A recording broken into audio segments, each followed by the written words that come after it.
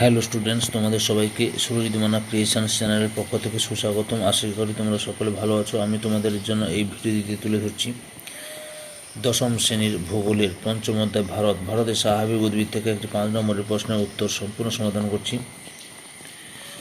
প্রশ্নটি হচ্ছে, ভারতের 2 প্রকার স্বাভাবিক উদ্ভিদ অঞ্চলের বন্টন ও বৈশিষ্ট্য আলোচনা করো।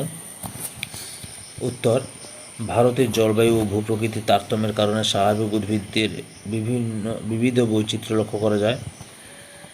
এই বৈচিত্র্যের উপর ভিত্তি করে ভারতের স্বাভাবিক উদ্ভিদকে 5টি শ্রেণীতে ভাগ করা হয়েছে, যথা ক্রান্তীয় চিরহরিৎ অরণ্য, ক্রান্তীয় পর্ণমোচী অরণ্য, ক্রান্তীয় মরু উদ্ভিদ, পার্বত্য উদ্ভিদ ও ম্যানগ্রোভ অরণ্য।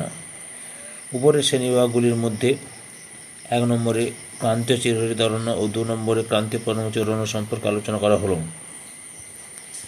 ক্রান্তীয় চিরহরিৎ অরণ্য অবস্থান: আন্দামান ও নিকোবর দ্বীপপুঞ্জ, পশ্চিমঘাট পর্বতের পশ্চিমঢাল, পূর্ব হিমালয়ের পাদদেশীয় অঞ্চল, মেঘালয়, নাগাল্যান্ড, মণিপুর, মিজোরাম প্রভৃতি অঞ্চলে ক্রান্তীয় চিরহরিৎ অরণ্য দেখা যায়।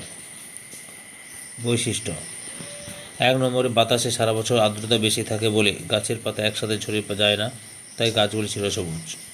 2 নম্বর বৈশিষ্ট্য: গাছগুলি খুব কাছাকাছি জন্মায়। 3 নম্বরে অরণ্যের ভূমি সারা বছর স্যাঁতসেঁতে থাকে। 4 নম্বরে গাছগুলি ঘন সন্নিবিষ্টভাবে থাকে বলে সূর্যের আলো অনেক সময় মাটিতে পর্যন্ত পৌঁছায় না। 5 নম্বরে গাছগুলি খুব লম্বা এবং ডালপালাযুক্ত হয়। 6 নম্বরে গাছের গুঁড়ি খুব শক্ত এবং পাতাগুলি বড় হয়। প্রধান উদ্ভিদ: শিশু, গর্জন, তুন, পুন, গোলাপ কাঠ, বিষব কাঠ, রবার, পাম, আবুলুস মেহগনি, এবনি প্রভৃতি।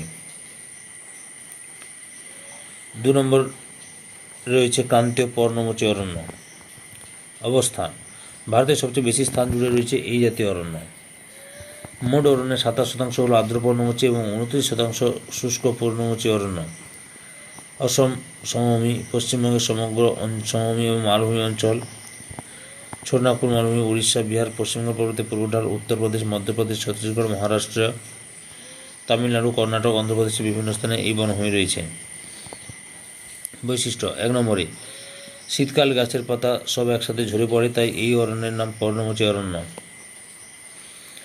কোনো কোনো অঞ্চলে একই প্রজাতির গাছ একসাথে অবস্থান করে। উদ্ভিদগুলি ঘনত্ব কম, গাছের কাঠ খুব শক্ত এবং মূল্যবান।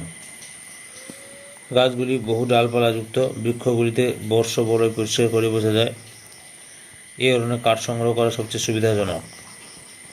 প্রধান উদ্ভিদ: শাল, সেগুন, মহুয়া, শিরীষ, আম, জাম, কাঁঠাল, বট, পলাশ প্রভৃতি। সম্পূর্ণ ভিডিওটি দেখার জন্য তোমাদের সবাইকে অসংখ্য ধন্যবাদ।